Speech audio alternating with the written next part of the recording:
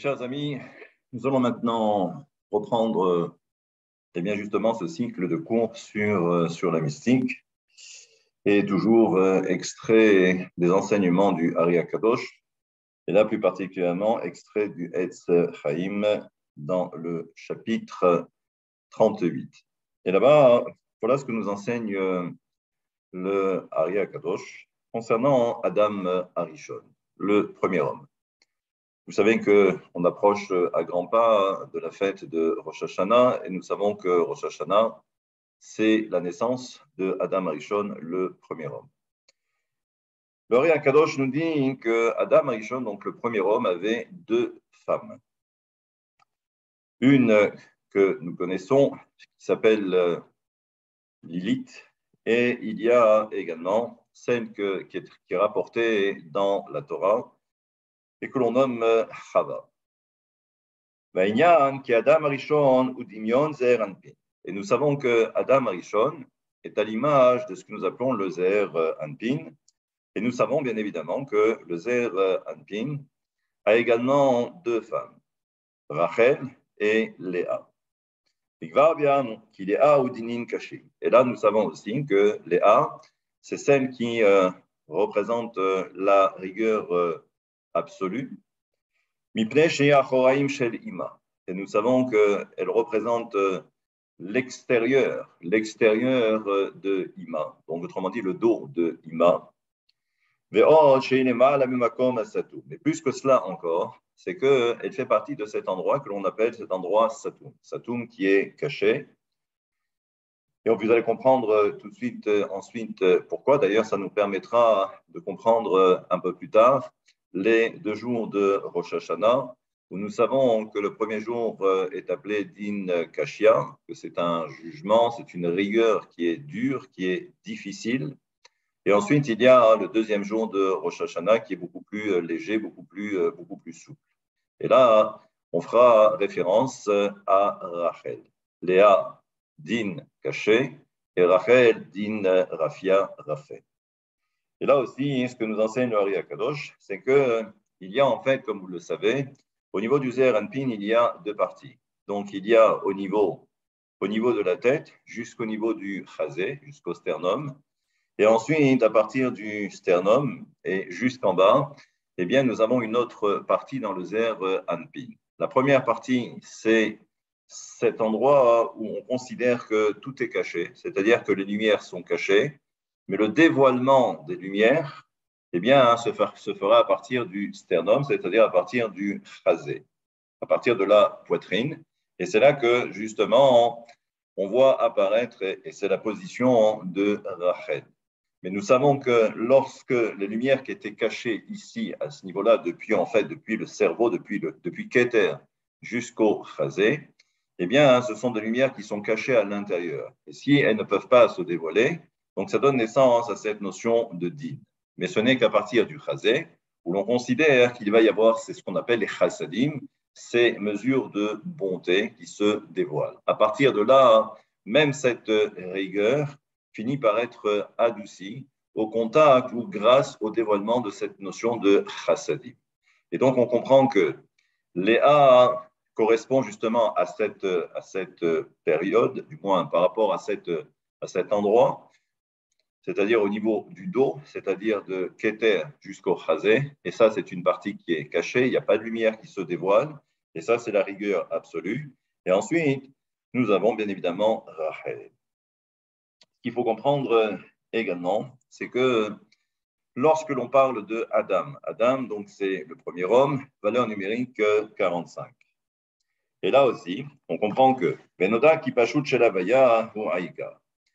Nous savons d'après les textes que le nom de Akadosh Baruch Hu, donc le tétragramme, le Yud-Ke Vav-Ke. Mais vous savez maintenant que le nom de Akadosh Baruch Hu peut être écrit en plein de différentes façons.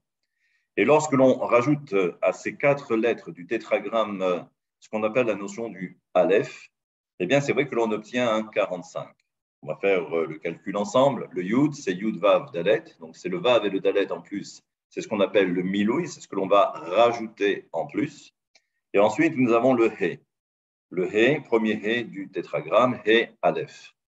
Et ensuite, nous avons Vav, Vav, Aleph, Vav, et nous avons ensuite la dernière lettre He, avec le Aleph, He, Aleph. Au total, ça nous donne 45. Mais ce qu'il faut comprendre, c'est que l'essentiel du nom de Hakadosh Baruch Hu se limite bien évidemment à ces 4 lettres du tétragramme qui ont pour valeur numérique 26. Maintenant, vous comprendrez aisément que cette notion de miloui, ce qu'on appelle le plein, d'ailleurs le mot miloui lui-même fait référence à cette notion de Elohim. Miloui, c'est 86, et là, nous avons également Elohim qui fait 86. Donc, on associe toujours la notion de miloui à la notion de Elohim, à la notion de rigueur. Et ce que nous faut remarquer ici, le Hari Akadosh, c'est que cette notion de miloui correspond à la notion de Nokva, c'est-à-dire à la femme. D'ailleurs, c'est pour cette raison que si vous retirez 26 de 45, 45, encore une fois, c'est valeur numérique de Adam, eh bien, vous obtenez 19. Eh bien, 19, c'est la valeur numérique de Chava, autrement dit, l'épouse de Adam Arishon. Donc, de là, on comprend en fait que Adam Arishon, qui représente donc le Zer Anpin, a en réalité 2 femmes, comme à l'instar de Yaakov, qui a Léa et Rachel. Mais ce qu'il faut comprendre, c'est que eh bien, Adam Arishon, le fameux Adam, mais à un niveau supérieur, donc qui correspond au Zer Anpin, il a 2 femmes. Donc, c'est pourquoi, hein, en introduction, je dis que Adam Arishon avait 2 femmes. Eh bien, celle que l'on a appelée donc Lilith, eh bien, elle représente ce qu'on appelle l'amidat Hadin, c'est-à-dire la rigueur absolue. Mais on comprendra que en réalité, celle qui correspond le mieux, c'est Rachel. Pourquoi? Parce que Rachel, c'est ce qu'on appelle le din qui est memoutak, c'est la rigueur qui a été adoucie. Parce que par rapport à l'endroit où elle se trouve, c'est là où apparaissent, où commence le dévoilement de ces chassadim, donc pour adoucir sa rigueur. Et donc, d'ailleurs, c'est pour ça que eh bien, ce que dit le Hari,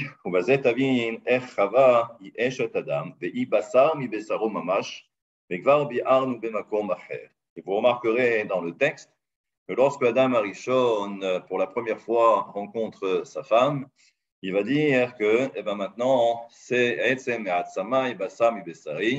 l'os de mes os, c'est la chair de ma chair. Et là, on comprend donc que c'est la première.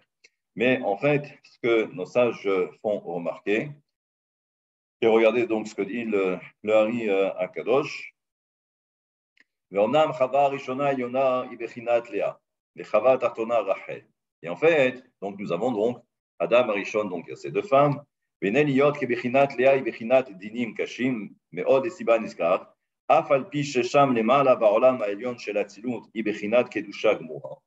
il précise que à un niveau supérieur, lorsque l'on fait référence à Adam, pas le Adam qui va naître et qui va être ensuite en bas, à Tarton, l'homme Adam d'en bas, mais à un niveau supérieur, la première femme de Adam Arishon, même si elle représente la rigueur absolue, mais c'est dans le domaine de la Kedusha. Le problème, c'est que lorsque l'on va arriver à Adam, le Adam que nous connaissons, le Adam à Tarton, l'homme d'en bas, eh bien, cette première femme qui représente la rigueur absolue, mais qui n'a pas été adoucie, eh bien, celle-ci, eh bien, malheureusement, il ne pourra pas se marier avec elle. Il ne peut pas. Pourquoi? Pour la simple et bonne raison, c'est que il y a tellement de dynimes que ensuite, eh bien, cette femme va plutôt s'apparenter aux forces du mal. C'est-à-dire que si on ne peut pas adoucir, c'est comme si elle va être en quelque sorte absorbée par les forces du mal.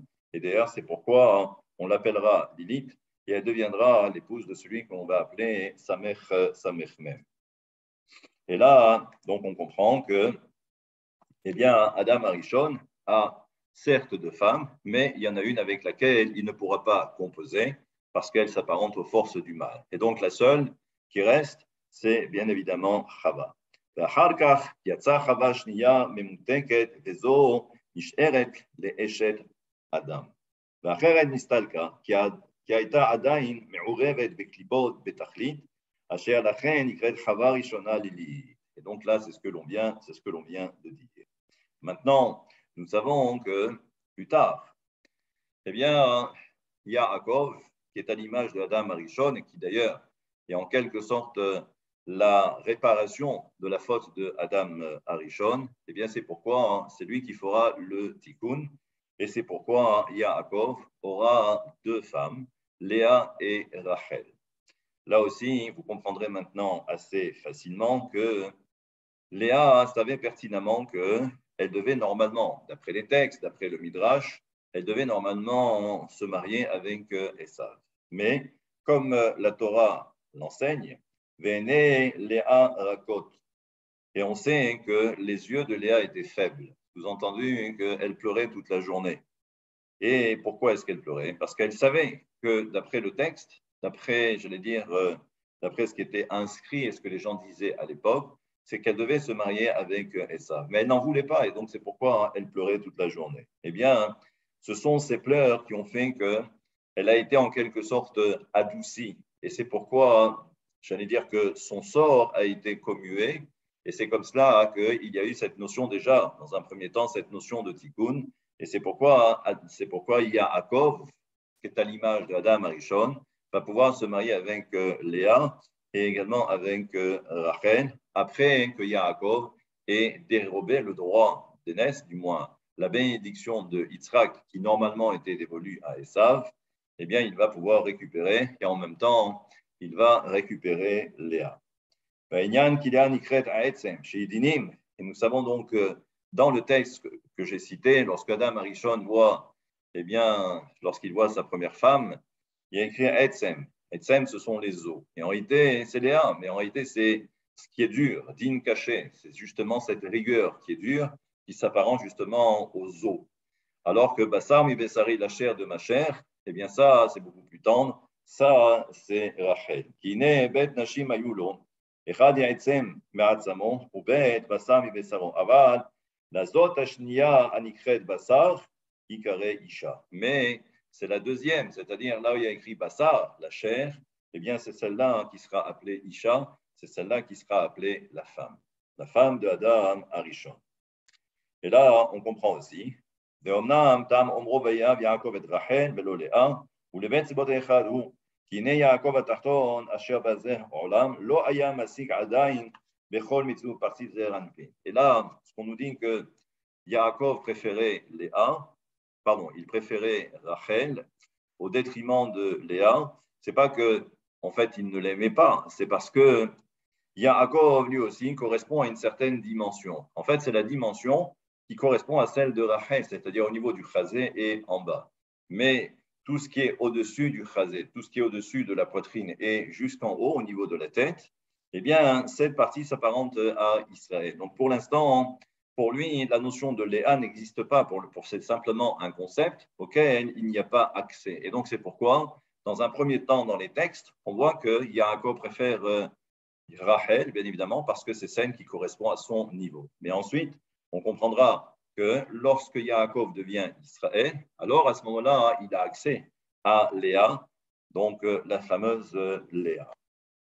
Et là, donc, on comprend maintenant que nous avons Léa et Rachel qui correspondent à ces deux dimensions, et c'est pourquoi dans le Zohar, dans la paracha de Vayetse, nous savons qu'il existe deux mondes. Il y a le monde qui est caché et il y a le monde qui est dévoilé. Eh bien, tout ça, ce sont des notions que l'on retrouvera un peu plus tard également dans la Chassidoute, où c'est ce qu'on appelle Alma de Idkassia et Alma, le monde qui est caché, et le monde des Idgalia, le monde qui est dévoilé. Et ça, c'est quelque chose que l'on verra un peu plus tard. Mais voilà, dans un premier temps, on comprend que, eh bien, nous avons ce fameux Adam Arishon, et on comprend maintenant à quoi correspondent ces deux femmes. On verra par la suite quelle est la relation entre Léa et Rachel et comment ces deux dimensions peuvent vivre ensemble. Ça, c'est ce que l'on verra pour le prochain cours, Bezrat Hashem. Bonne rentrée et à bientôt.